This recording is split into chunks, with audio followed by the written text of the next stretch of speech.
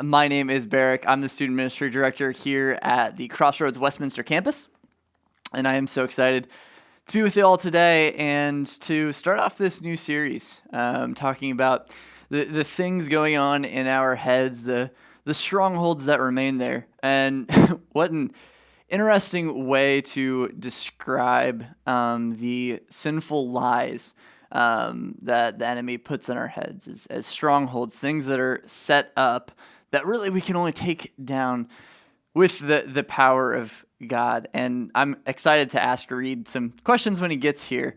But for now, I just wanted to reflect on, just different strongholds that we can have. There are a lot.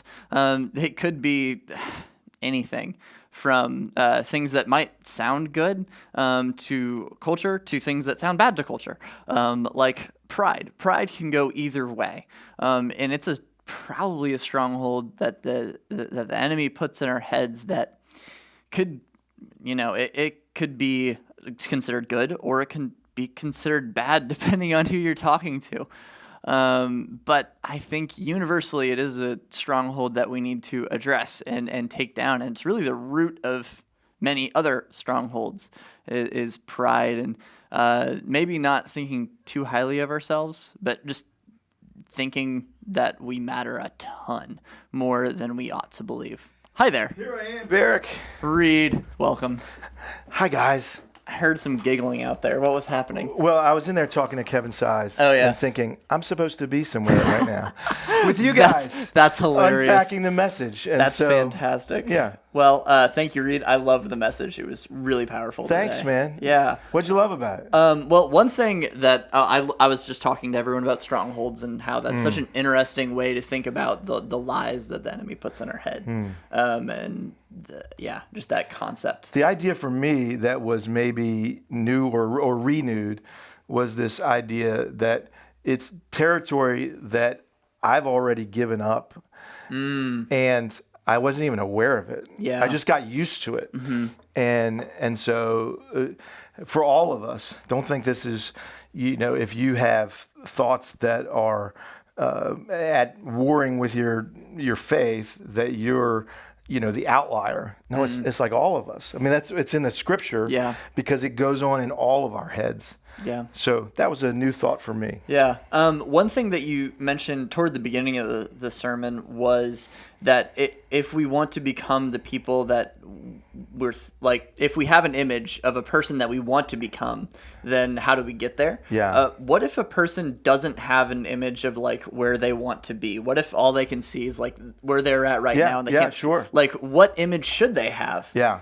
Well, and that's where I will say that our identity is not something that we construct, but it is something we receive from God. That so God says, this is who you are. This is who I've created you to be in all throughout the scriptures. And so that's where I would start. Now, we all have, you and I are different. Yeah. So God has unique pictures for each one of us, but there are some baseline things like you matter. Yeah. You have purpose. You're loved already.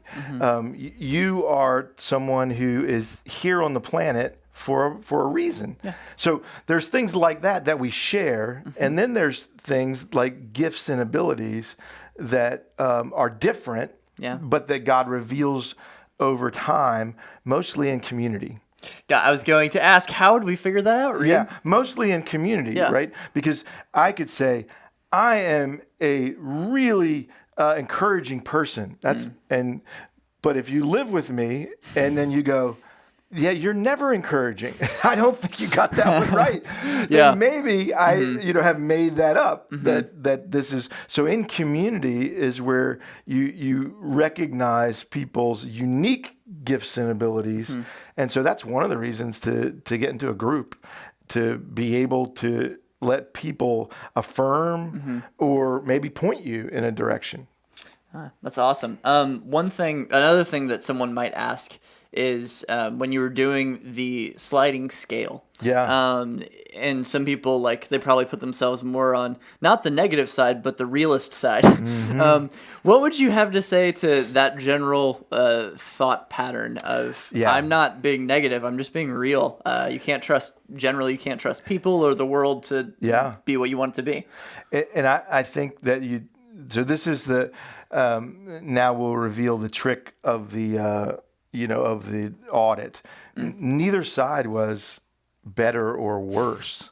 It was just to get you to think about how you think. See, God can take a negative thought because it's a negative event. Look, what's going on in Afghanistan right now, that's terrible. It doesn't look like it's getting better anytime soon. And so to have thoughts that are realistic about that is totally appropriate. Now, you can do that without the Lord, and then it becomes bitterness and becomes, so negativity left unresolved and without the Lord can be really destructive. But it doesn't have to be. In the same way, really positive thinkers can do that completely without the Lord and have it be destructive. Because you're just head in the sand, everything's great. No, it's not. That's not more godly than negative. So the trick is neither one of those were right or wrong. So. Well, there's your secret revealed in this going deeper. But I think that is all we have time for today. But is there any final thoughts that you'd like to have before we head out? Pick a fight this week. Think about what you think about and take some thoughts captive. All right. Thank you so much, Reid. All right. God bless. Have a good one. Bye.